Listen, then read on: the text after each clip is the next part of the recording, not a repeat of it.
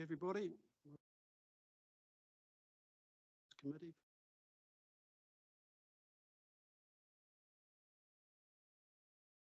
Present we have in the room.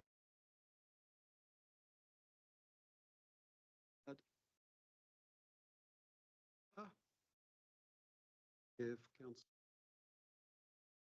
Stone, Buxton and Wilson.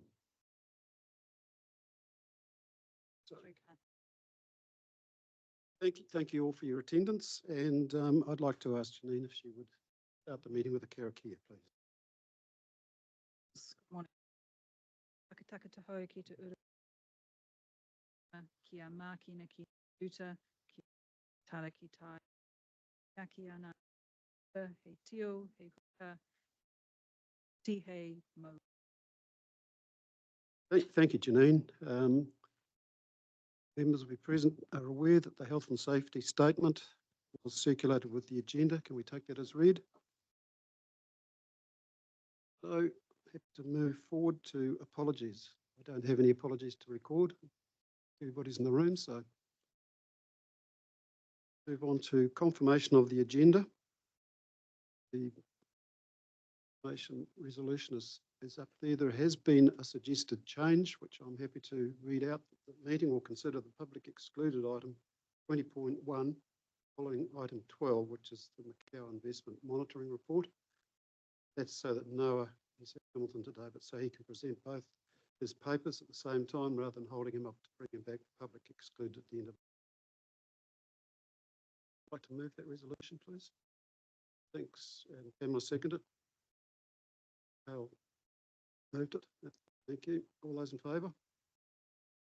Against? Carried. Thank you. The next item on the agenda is disclosures of interest. Disclosed to the meeting. No need to put resolution, so thank you. Matters arising from the previous minutes, and I'll pass over to Janine, responsible for keeping those for us, please. Thank you, Mr. Chair. So, yes, just noting the matters that have been raised in previous committee meetings and the follow-up action that has been taken or is yet to be taken. So, a couple there in terms of an inquiry around Council's disaster recovery reserves. We've got that covered off in the financial performance monitoring report in this agenda. In terms of the Te Ara Tupou update, there were some questions from councillors just in terms of our complaints and inquiries process. So the responses to those are provided. Happy to take any points of clarification on that. A couple of matters that were raised at the last meeting and are still work in progress. So request to be able to see the forecast fund returns included in the investment fund performance reporting. It's noted there that we'll work with Macau on the inclusion of that information once the strategic asset allocation review has been completed. Just on reflection, I'll do some more thinking about whether it's best included in the Macau report or whether that's something that we can include in the staff report, which is obviously just a little bit of an easier job. And then finally, the last one was just some historical and forward trend information around our rates revenue and rates collection performance that addressed for the. Thank you, Janine. Does anybody have any questions of Janine on the matters arising? If not, we have a resolution. Would somebody like to accepting the matters arising? Thanks, Mikhail. Seconder? Thanks, Pam. All right, all in favour? Aye, against? Carried. Thank you. Right, we now move on to the Te Ara Tupou report. And Neville, you're taking charge, are you? FM is not here. What?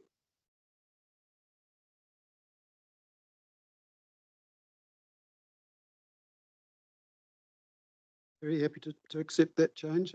If the members present and online are happy with that, Comfortable with the change?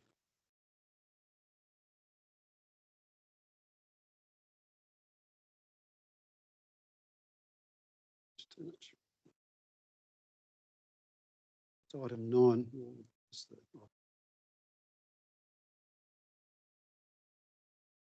Morning, John. Thank you and welcome to the meeting. Good morning.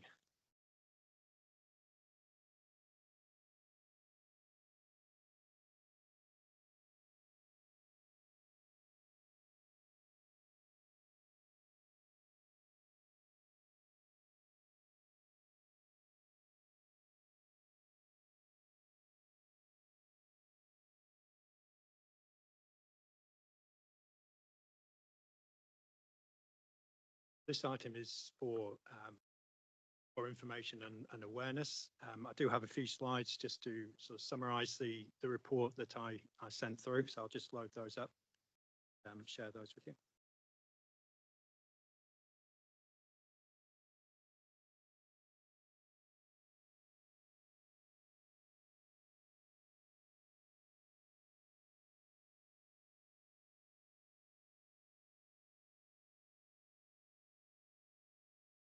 Okay.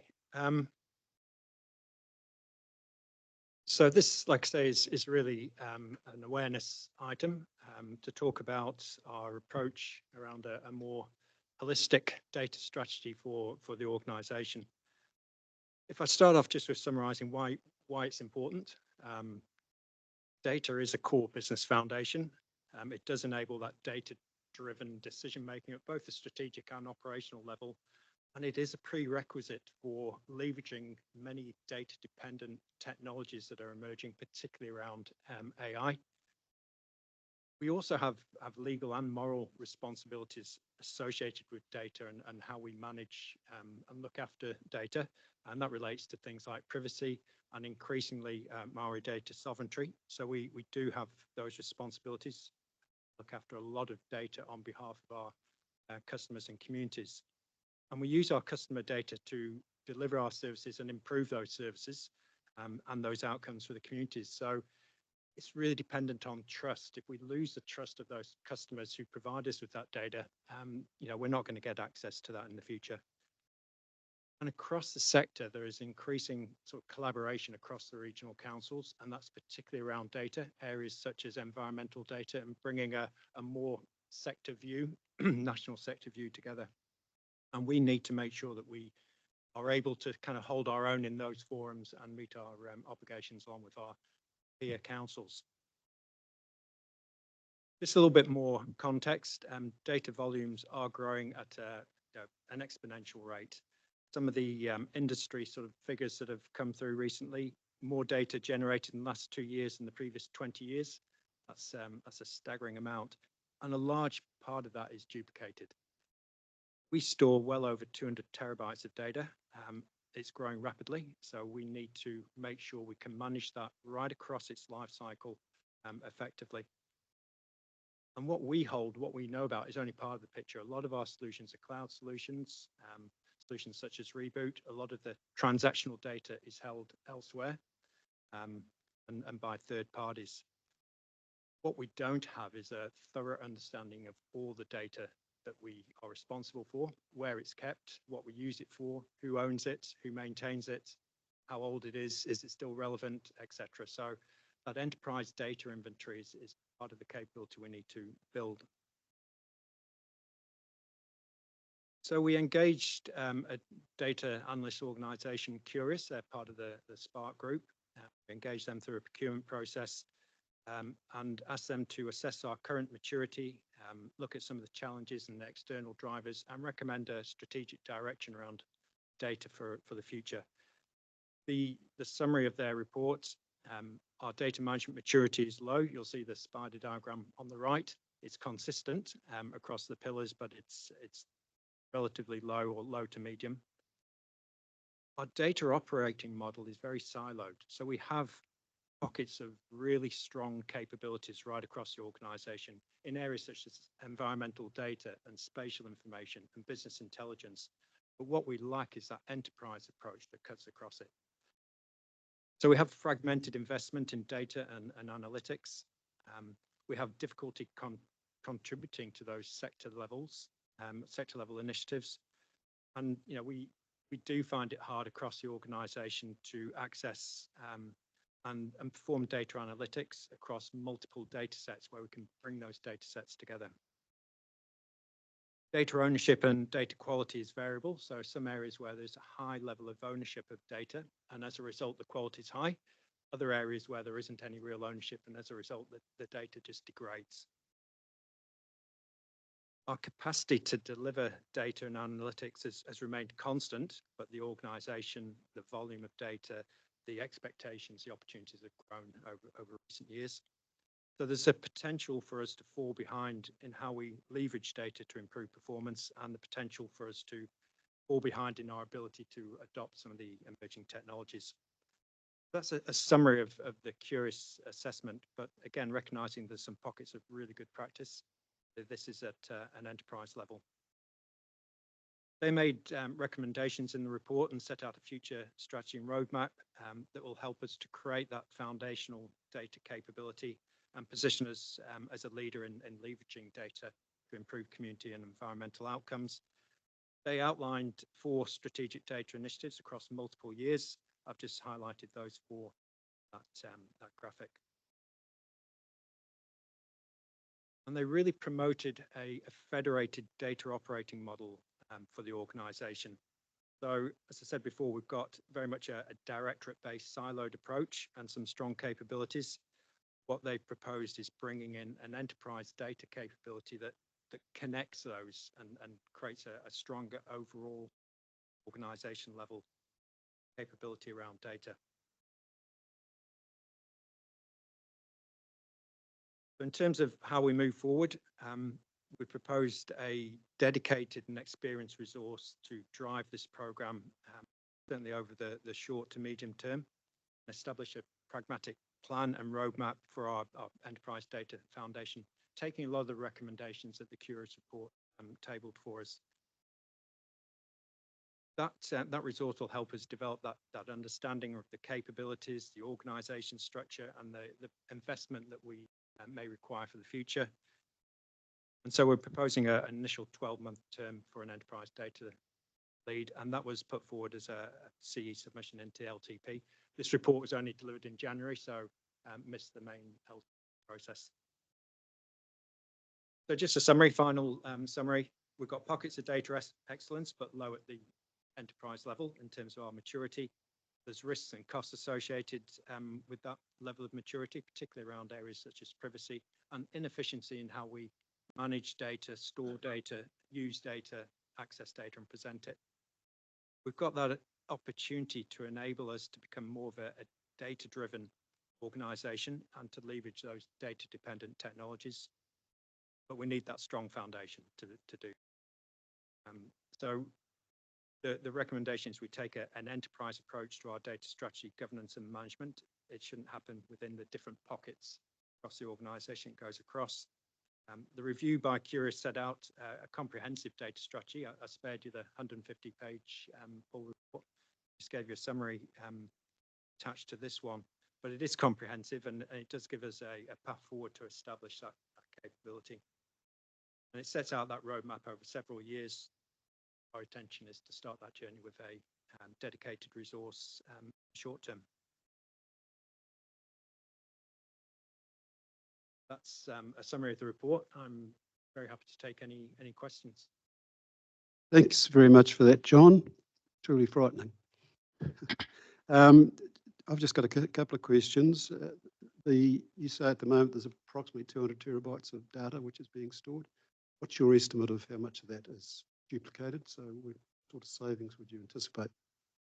Really hard to say, to be honest, and I don't anticipate any savings in data storage because of the rate at which it's growing. It's about making sure that we avoid a big increase in our data storage costs by looking at the life cycle, data from when we collect it to when we no longer need to hold it, and making sure we've got good disposal around it. I really can't say how much is duplicated, but I do know that some of our data sets are very old, very large imagery data sets that have been around for teens of years and may not be required anymore, and the cost of storing those can be quite high. There's other strategies as well around data storage.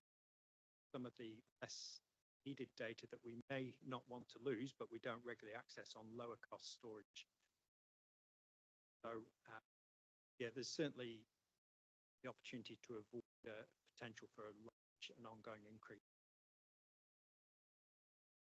There's a couple of other points too, which I'd just like you to explain, if you wouldn't mind. In our discussions earlier, you indicated about the opportunity for transformation within the business by using business analytics from the data and analysing that.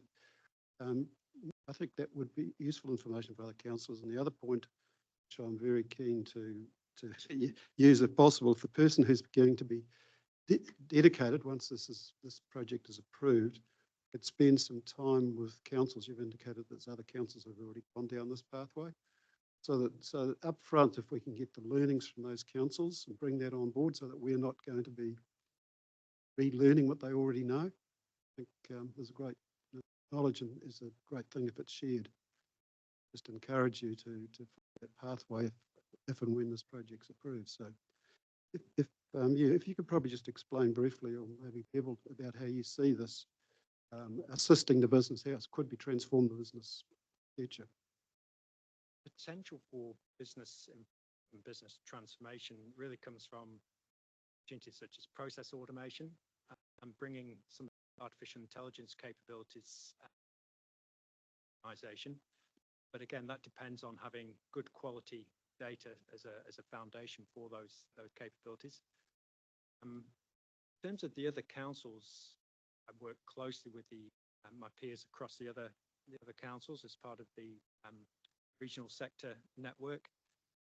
So I know a number of councils have either gone down this track or are heading down this track, and we're keeping close contact in terms of who's doing what and making sure that we pick opportunities to learn from others and to share and do things in cooperation, reduce some costs, make sure we've got a distant approach across the sector. Because a lot of the opportunities also around sector-wide sharing of data, take a more national view of some areas. Bevel, do you want to make any observation? I thought, you've got a vision for how you see this benefiting the organisation. You can do that for us, please.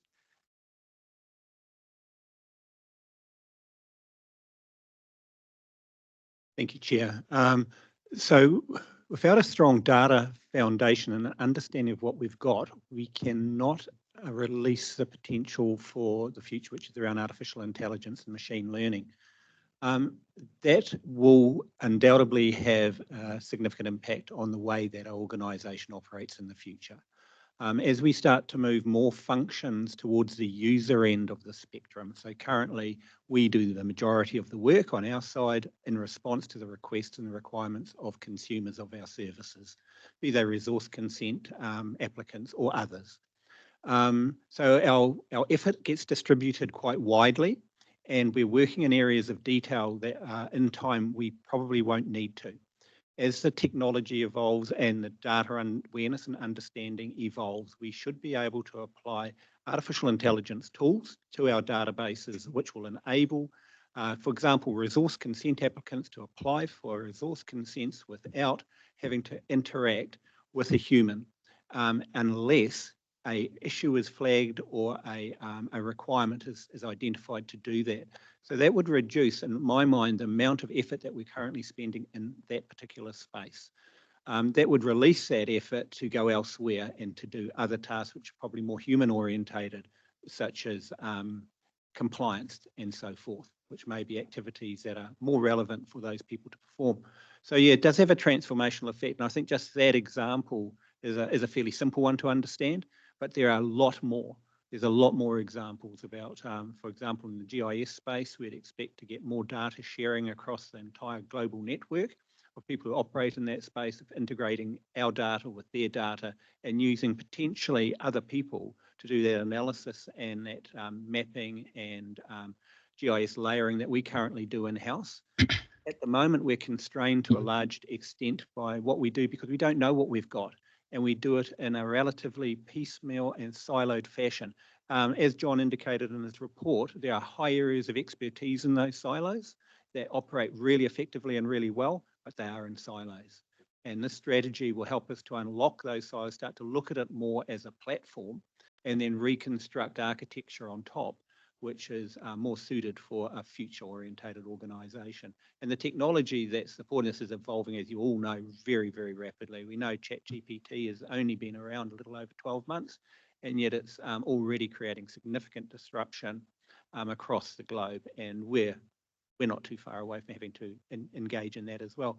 And then the other thing that I think we need to understand is that the data has a commodity aspect to it, some of which is open source and free to the world, and which is our general approach at the moment. But because we don't understand the complexity and the nature, we're not really quite sure of the value of it. Now, some of it does have a commercial commodity value associated with it. We just don't know what it is and where it is. We have a sense where it might be, but when we can visualize it and understand it, then we can start to think about that commodity aspect of it.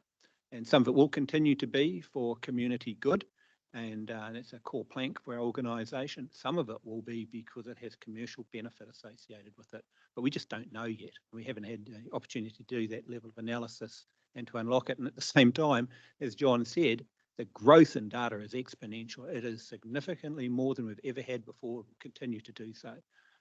So we have this problem of growth in data and information, and a lack of understanding of how we utilise it fully, but it's growing so fast, we've got to get on top.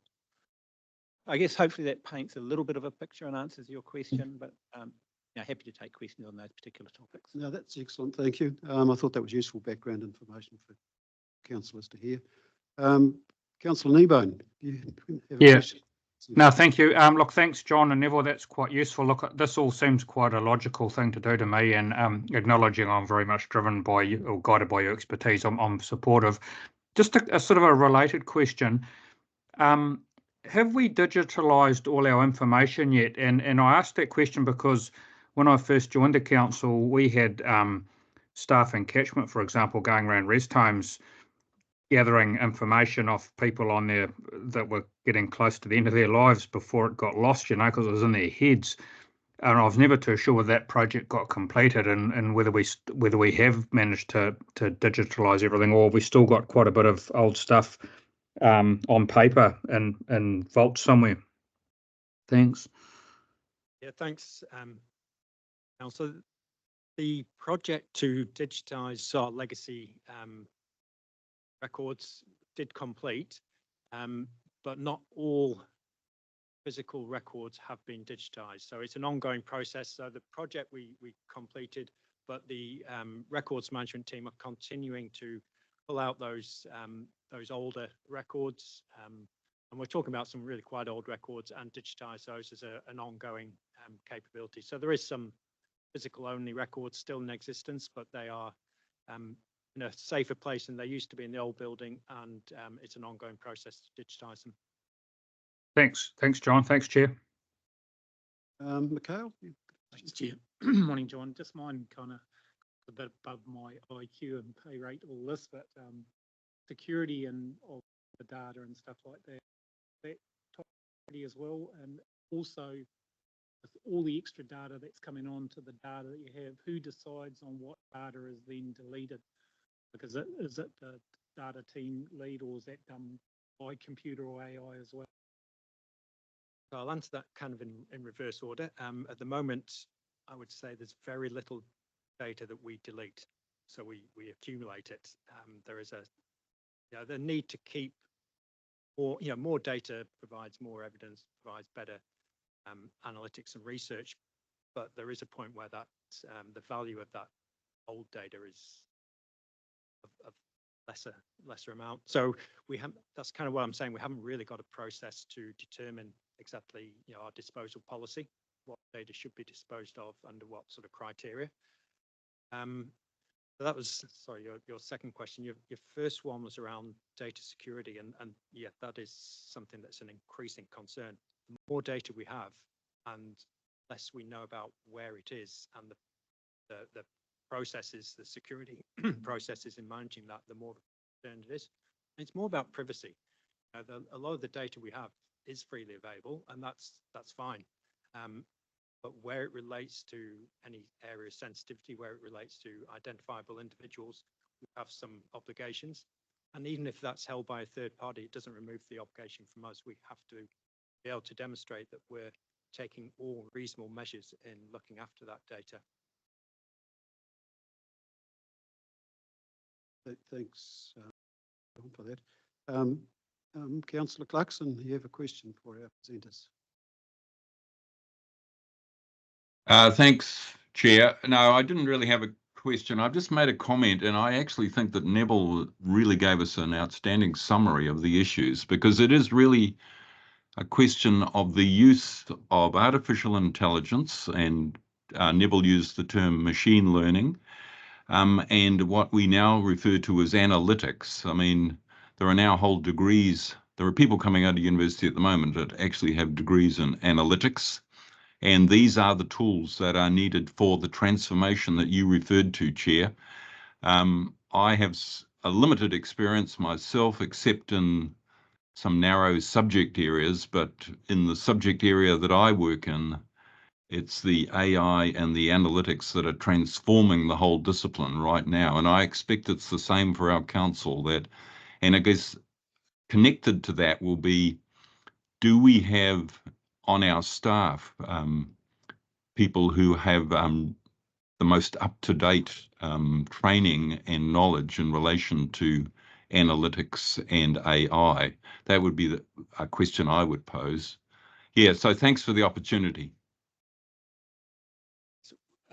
We do have some staff who have deep expertise in this area, but they're quite limited.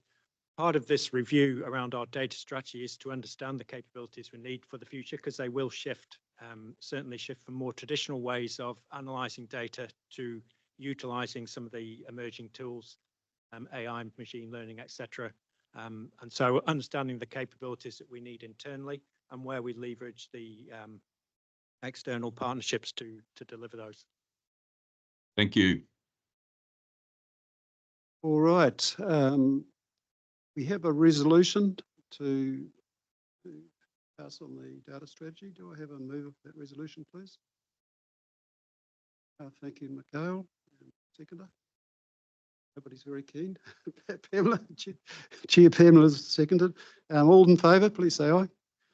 Against? Carried.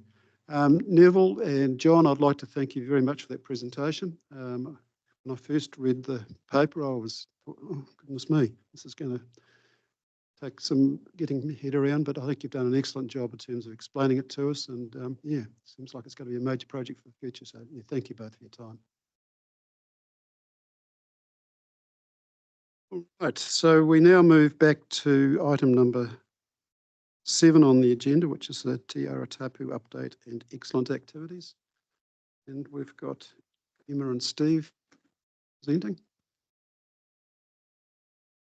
I'll just stay here for a moment and then hand it over to Steve. I just thought I'd introduce the topics particularly. So there's two. It's a bit of an omnibus from our directorate this morning. Obviously the Te Aratupu update, which Emma will take you through, but also the next report following that is highly important. Obviously it's the CE KPIs related to that, and that's the Te Korowai Council Mark improvement plan for the organisation. Emma will walk you through the stages of that, but I just wanted to introduce that one, knowing that it's coming up soon. I'll hand over to Emma now. She's got some interesting information to share with you as well around some of the activities that are going on in the organisation. Thank you. Thanks, Neville. Kia ora koutou. Morning, Emma. I'm just sharing my screen.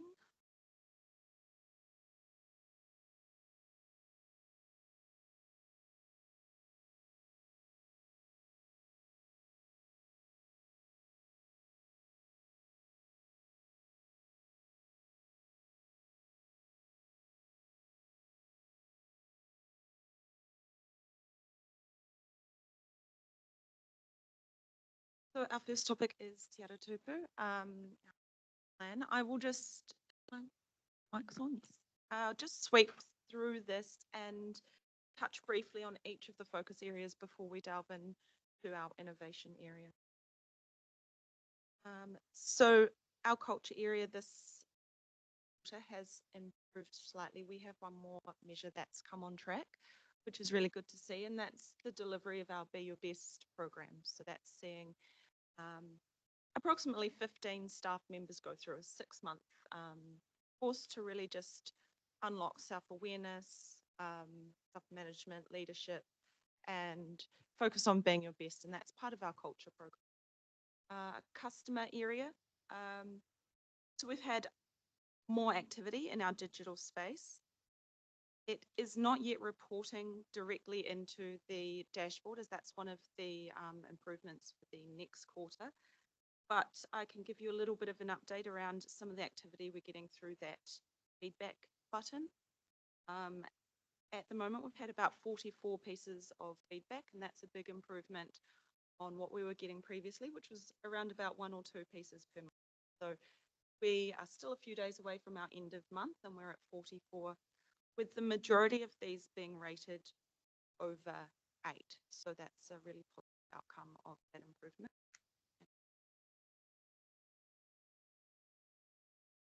In the report there, it had a little picture of what that looked like.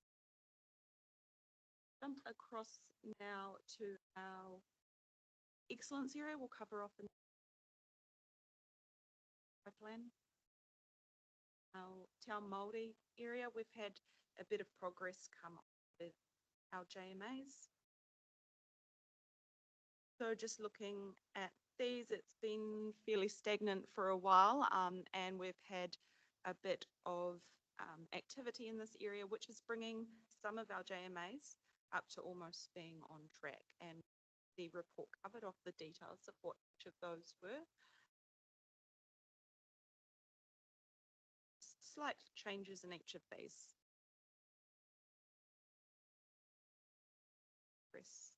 One of them coming on track. Move now into our innovation area, and I just want to introduce Steve Hall, who is our reliability engineer in ICM. So Steve has looked at asset management data-driven approach. So one of those pockets of excellence that John was referring to, using data really well to inform. Bring up his.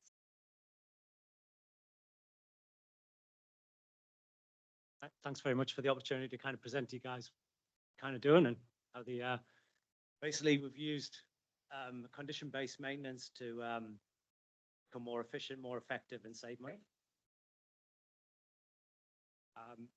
3 main sort of maintenance strategies. This is predominantly around our flood protection assets. Run to fail, fixed time replacement, and condition-based. And example would be you bought a Toyota Corolla, and in respect to the brakes, if you're going to run to fail, you're basically not going to touch them until the day that you press them, and they're not going to work, and you're going to crash.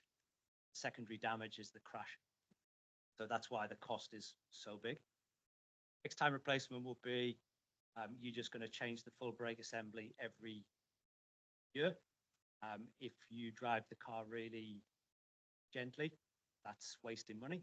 And if you drive the car really harsh, you might actually end up in the first scenario, brakes failing before you get to spend your money to replace them. And basic condition-based maintenance is understanding how the asset performs, degrades, inspections to do things at the right time to look after the asset. And that's why it's the most cost-effective solution. In regards to our flood protection assets, 3 words that really mean a lot to me, how I expect them to behave. I want them to be available. When a flood pump needs to run, I want it sitting there ready to go, and it's going to perform. I want it to be reliable, so I want it to move exactly the amount of water that it says it's going to move when I need it to move it. I want it to be resilient. I don't want it to be fragile. I want it to be able to take some abuse, and I want it to, in the event that it does eventually fail, I want it to be able to bounce back quickly.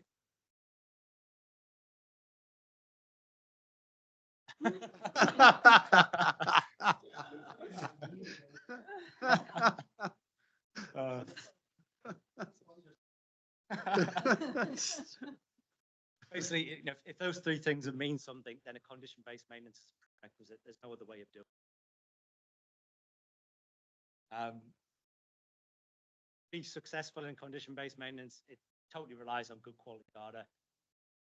Been with the council 5 years, 2019 when we started, we didn't have any decent data at all. There was start with failure modes analysis, identify what sort of data we would want, and all these different programs we've kind of rolled out over the last 5 years on the journey of getting data and now having good data.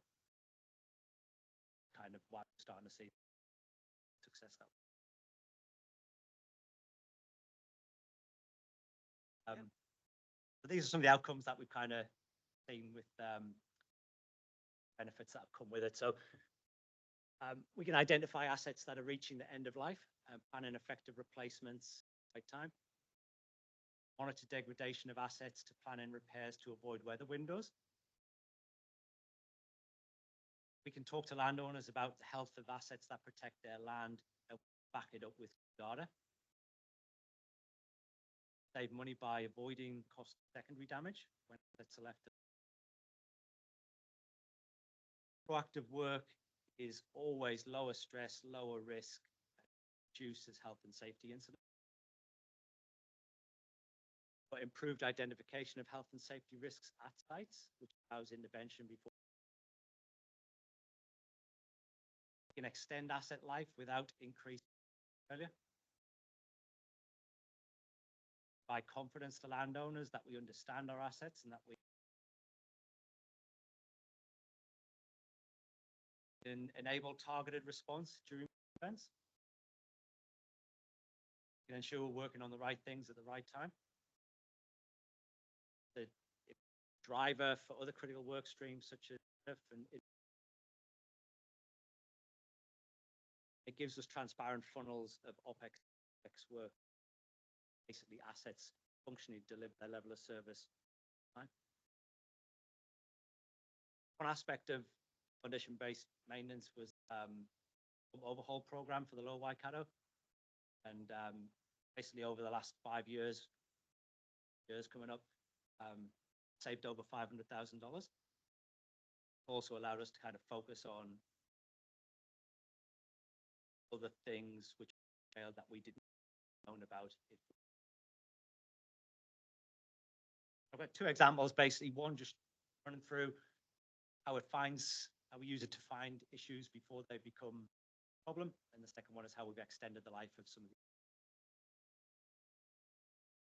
So basically, this is an example of Churchill East Homes Pump 4. The old way of doing things would have been that got overhauled in 2018, and other than greasing the pump, nobody would have gone back to it or cared about it for 8 years, and we would have went back and changed it again. 12 months in, little graph on the bottom there, you can see the high peaks where vibration inspections that we've been doing have indicated there's a major significant problem. Obviously, 12 months in, people don't want to hear that. They've spent the money, leave it, and in its infancy, we kind of managed to convince people to pull it out. Obviously, you can see the bearing there. The bearing is absolutely dying. So what that allowed us to do was, 1, identify the issue before it happened. 2, it didn't fail during a flood event, which would have caused land. And 3, because it happened quite quickly after the overhaul, we could go back to the overhauler and say, look, basically this is caused by installation, and we got that pump rebuilt again free of charge. Their problem. If we didn't have that system, it failed, and we would have been at our expense to build that pump again. That gives us confidence. We've got many examples of how it's patients as well. Second one is how we're using that data as we've calibrated it to extend asset life without, really important, without taking on extra risk.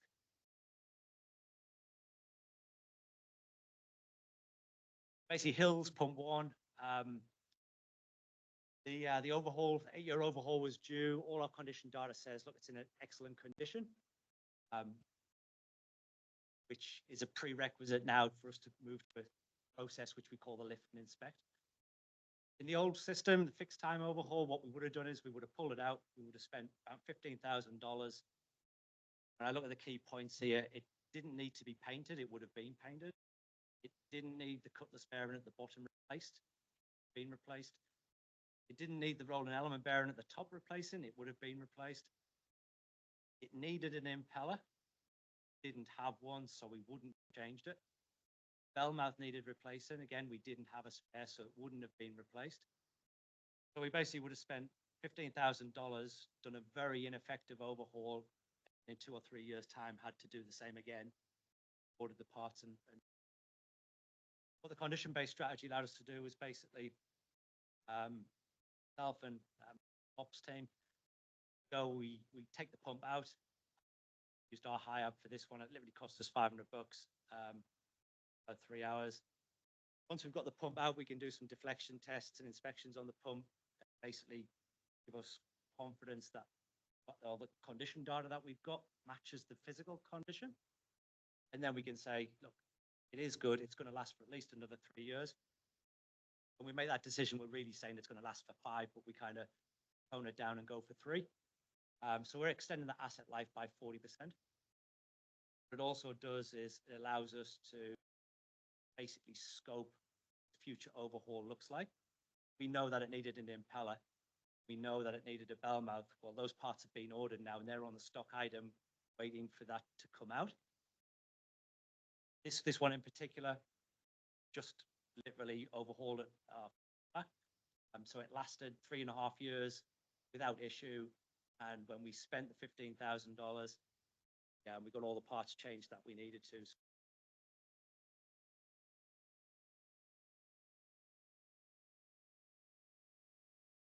That's basically the condition-based sort of project that we've been doing. Second one, just quickly, is motor resilience.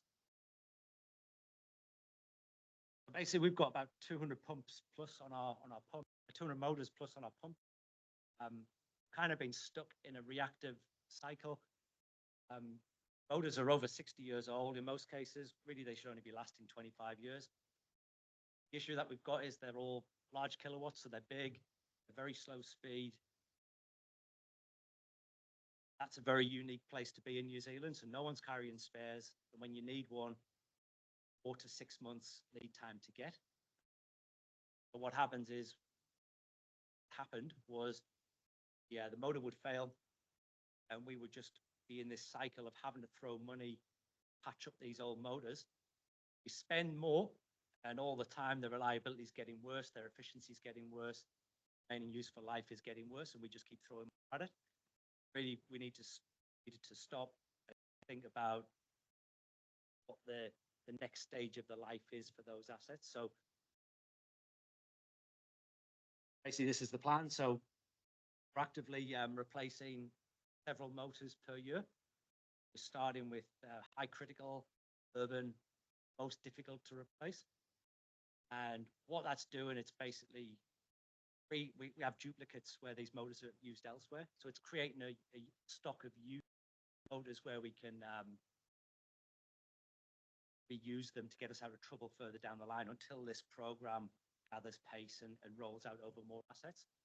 Example, basically there's 11 motors that if we change, we get spares for 39 other pumps. Really cost-effective way of doing it. Benefits, we get improved resilience, efficiency, reliability, use less power, servicing cost, getting that asset age back down, and we're using ratepayers' money wisely. Just a rough example, so that's a middle of the road sort of size motor, middle of the road sort of run hours. And you can see we're kind of, as we change that one motor, we save roughly $5,000 per year just on the run costs. Over 25 years life of the asset, we're saving 35,000.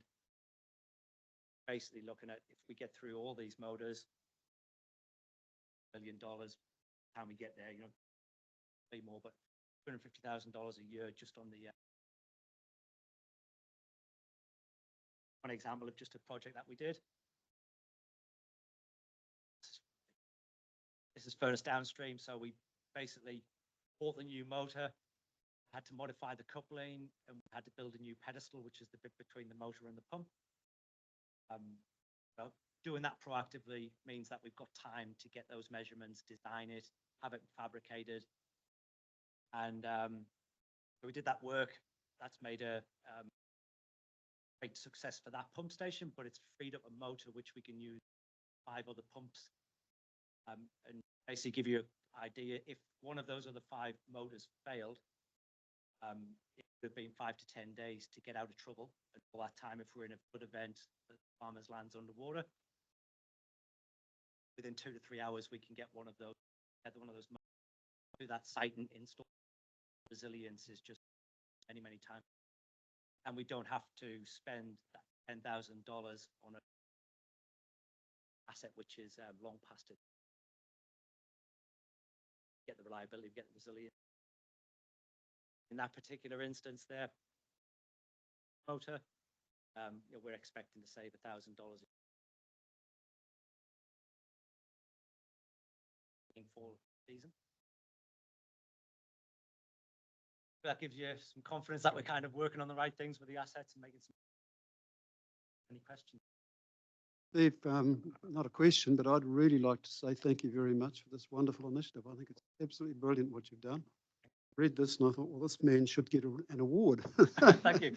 Because I can just see the benefits and the ongoing cost savings which they drive within the organisation. So yeah, notice the chief executive was in the room. He's still here, so I'm hoping that he's duly recognising the excellence of what you've been doing. So on behalf of everybody here, thank you, and on behalf of Rapeco, thank you. Question from Warren? Yeah, thank you. Yeah, Steve, just a question around, are you applying the same strategy to the switchgear and telemetry gear, heat testing, et cetera, et cetera? Yeah, so I mean, get right down to the detail. It's difficult doing like thermography on the switchboards. We've tried it, get the same feedback all the time. To coordinate the guy to go to those sites, have enough water to actually run the pump for long enough to generate the latent heat and things that they need to get a decent measurement. It just impossible to basically do cost effective. So switchgear, motors, taking the middle ground, and the best thing that we can do is we know terminations of the problem. So we do a little bit fixed time, but basically we have to do an annual or biannual inspection of the switchboards. While the Sparky's there doing that, he goes and checks all the terminations. Confidence that we haven't got anything that's working loose or going to be a hotspot turn into a fire. I'm just wondering, because obviously you're monitoring vibration, so the pumps are running. An opportune time. Yeah, with the vibration. I know Sparky's hard to get hold of. Yeah. With the vibration, like we literally only need about 2 minutes. 2 minutes run time, but I think they need about 30 to 40.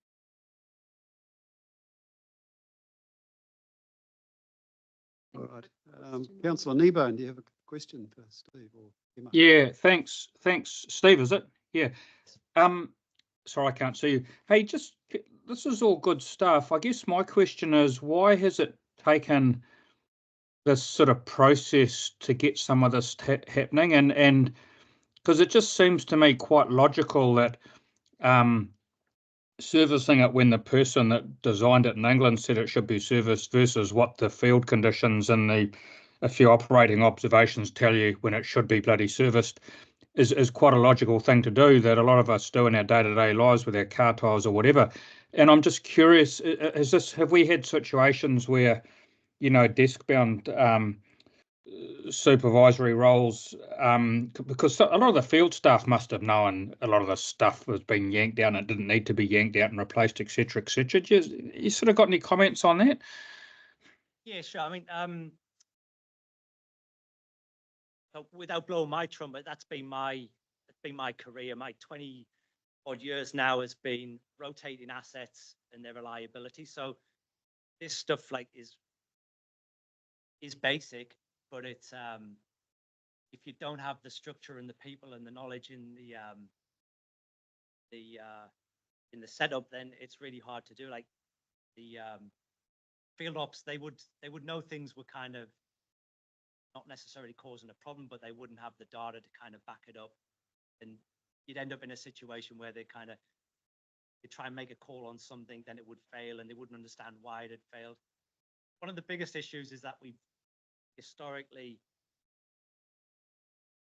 relied too much on our contractors, where say an overhauler, he's taken the pump apart, he's seen all the insides of the pump when he's taken it apart, and that knowledge has stayed with him.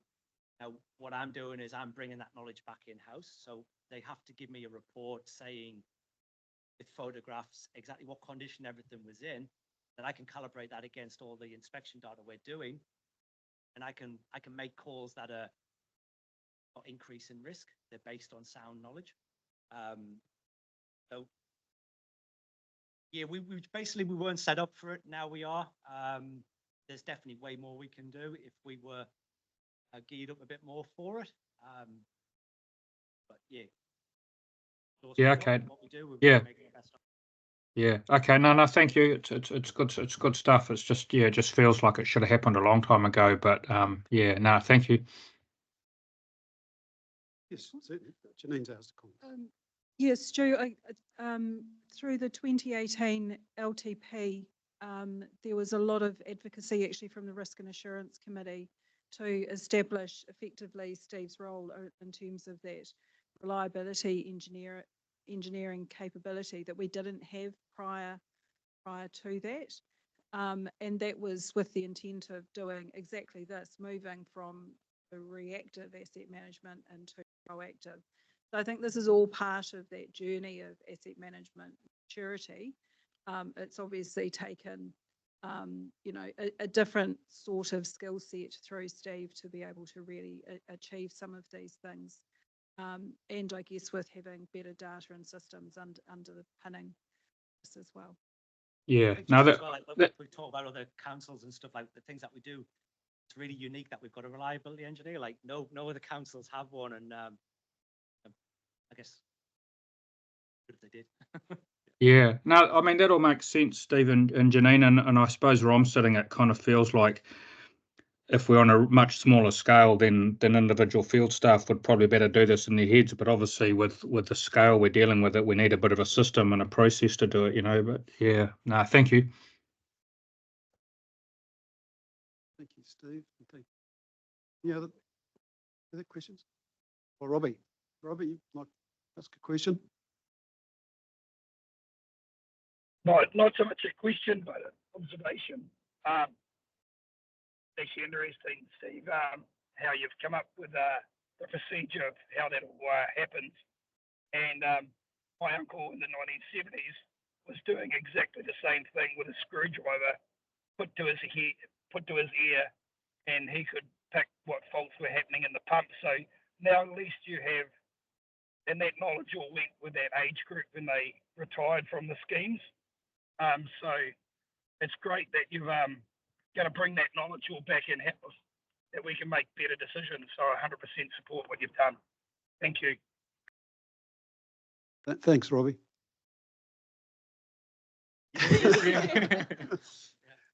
Steve, I'd like to thank you for your presentation. It was very informative and wonderful initiative. Pass back to Emma and read the report. So that does conclude our report on Te Aratupu. Any other questions?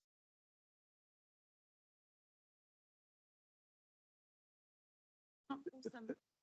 Not, I'd like to move. Oh, sorry, I'll get somebody to move the resolution, please. Dale, yes. Second, no, thank you. All in favour? Against, carried. Thank you. Emma and Steve, thank you very much for your presentation. It's very good. So, Emma, you're still sitting in the seat. Move on to the next item on the agenda. Te Kōrewhai Improvement Plan.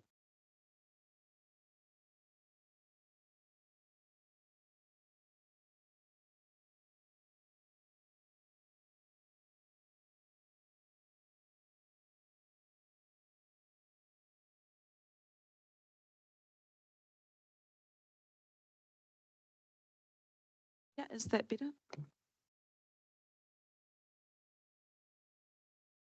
So this next report is the Te Korawai Improvement Plan. And this is also the CE KPI too. So just to remind us all why we are here and why we have gone through this process of Te Korawai. We have the focus area for excellence within Te Aratupu, and that is underpinned by the following goal written up there, that we are striving for excellence in everything we do and wanting to improve our performance through our efficient use of resources and targeted projects. So our Te Korawai plan aims to really focus on the improvements that were identified in the report and create culture of continuous improvement. So what does success look like? What are we hoping to see at the end of the Te Korawai Improvement Plan?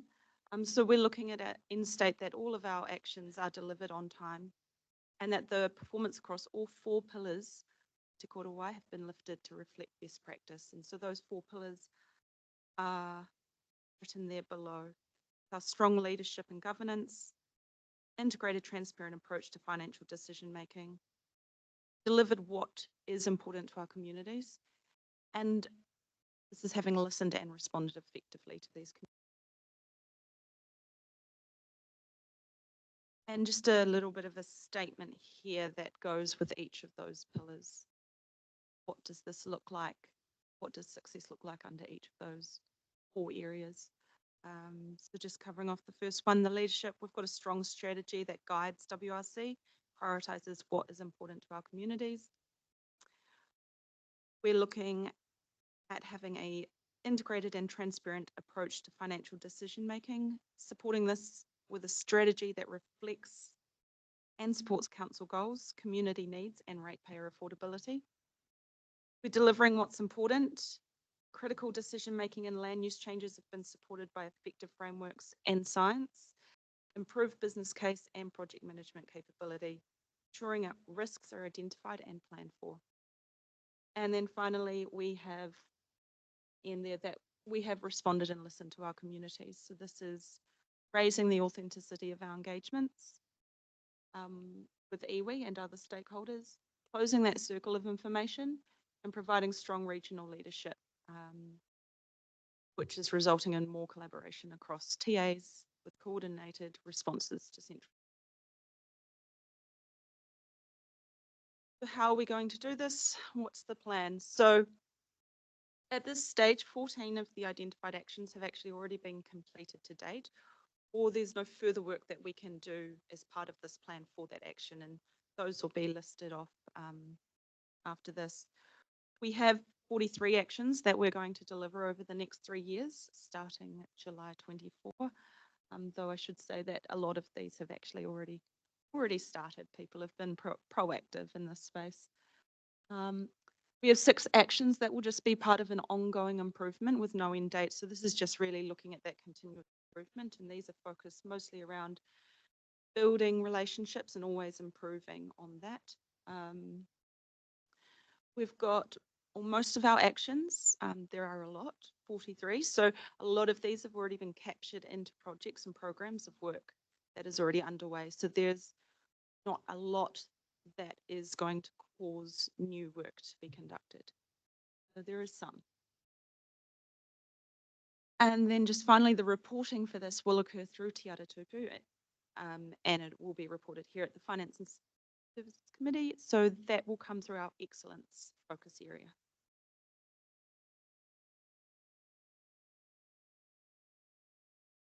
So in year 1, we are looking to the high priority and quick wins that we can get. So we're hoping to just really lay foundations in the first year to then be able to carry on in year 2 and build on this. Going to be looking at building on the training and foundations and moving our focus to the medium term and also medium and lower priority actions. And then year 3 will see us conclude with those longer term actions and also take on the lower priority actions. Any questions at this point? The next slide is looking in detail at some of these actions.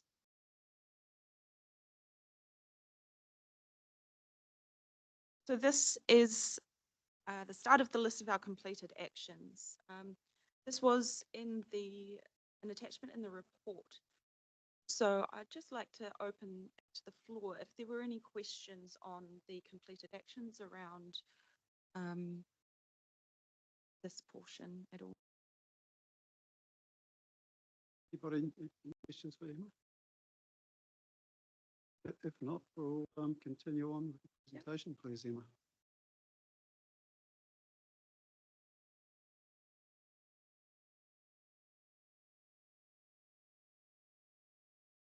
So moving through to year one, we have the majority of our improvements occurring in year one. Would have noticed these are most of our high priority actions getting completed here. Anyone have anything that they wanted to raise at all regarding our year one actions? There are a few there, so I won't go through every single one.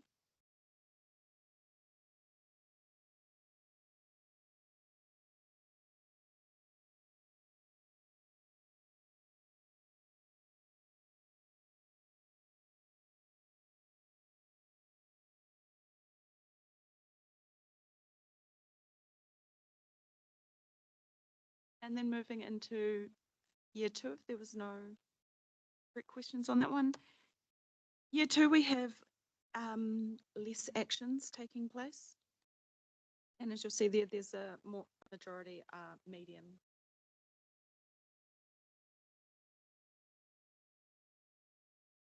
Year three.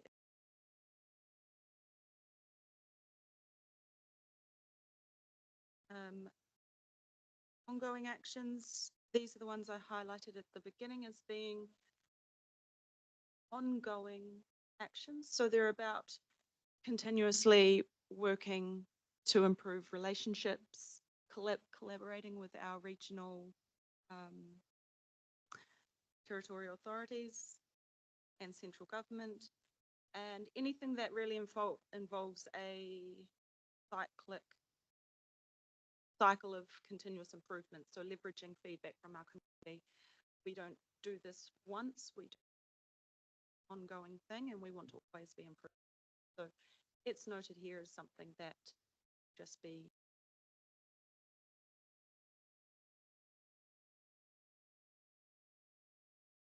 Can I just interrupt there, Emma? Yep. How will success be measured on those? How are you measuring that communication with the community and the government and the other territorial authorities? So the details of how the success of the actual individual actions will be part of the planning that's taking place in individual projects. But I would say that we would see success as we would see more regional collaboration in both the RMA.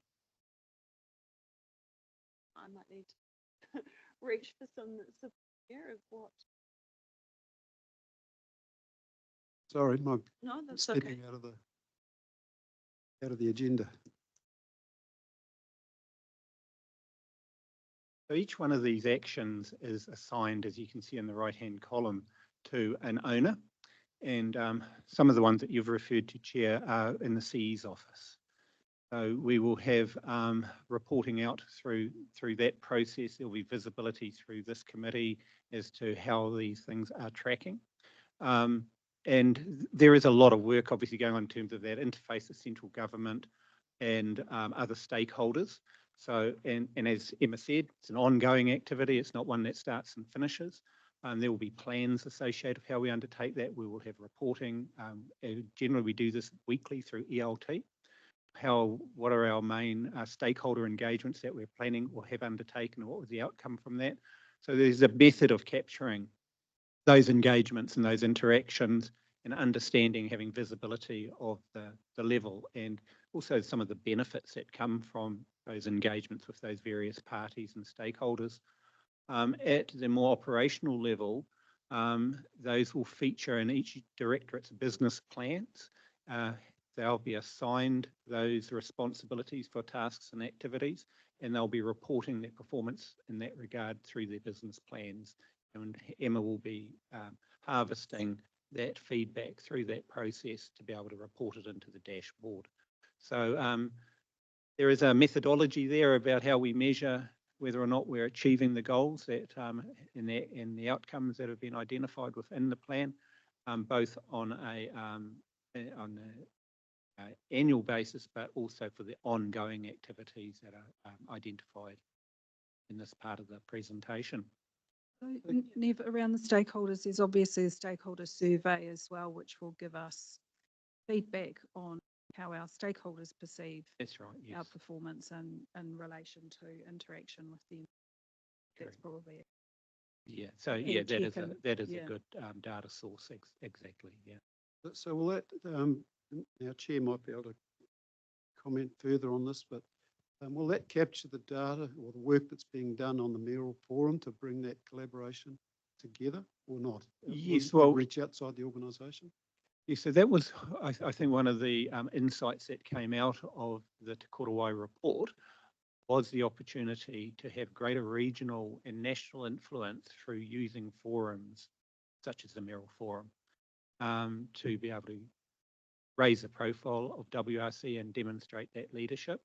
So yes, we would have a mechanism to be able to say, and what the count looks like in respect to what are we counting here? Is it the number of engagements? Is it, and how do you measure the quality? Still to be determined. But what we know is that we can get visibility of the interactions, and what we're looking for is how do we get some hard factual results out of that show we're moving actually in a direction that achieves this objective of engaging and being effective at a regional level. Thank you. What are you going to add to this? Councillor Maher, have you?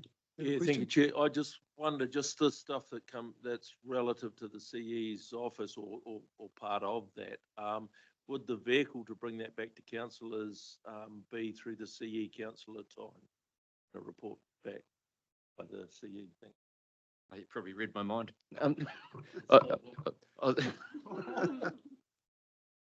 That's why I can't say anymore. Absolutely, and of course some of these things that probably go to the CE's office are kind of some of the hard things where it's always a work in progress on. And as I say, our chair of council might want to comment as well. But it's probably it's not just a staff executive challenge. It's a law challenge as well, because we're all involved in trying to coordinate that regional leadership and try and get some of the outcomes and understand the community, get it back in. I think it's collective. It's in terms of the measurement of it. It's a little bit harder to put your finger on it sometimes, but I completely agree that I think that's a really good place where we ought to be having these sorts of discussions collectively.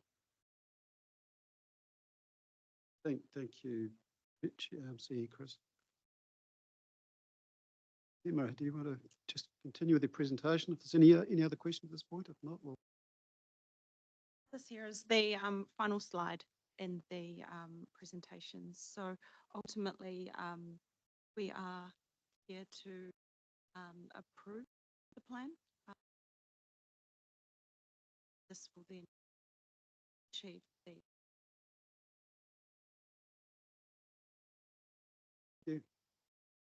Through your message, can I just congratulate Emma on these slides coming to us that are actually readable? Sometimes we do struggle with a lot of slides that come through from staff to be able to read them, but they're big, bold, and totally readable. So thank you very much. Support that comment. Thank you. Yes, excellent. Excellent. Right. No further questions. Resolution to accept the. You can see design input there from.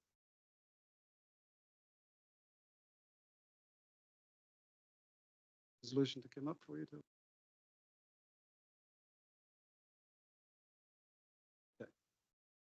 Okay, so we have a resolution. Do we have a mover, please? Pamela Fitzgerald. Yeah. Thank you, Angela. All in favour? Carried. So thank you very Thank much, you. Emma and Neville, for your presentation. It was very interesting and yeah, a lot of information to be digested out of that. Thank you.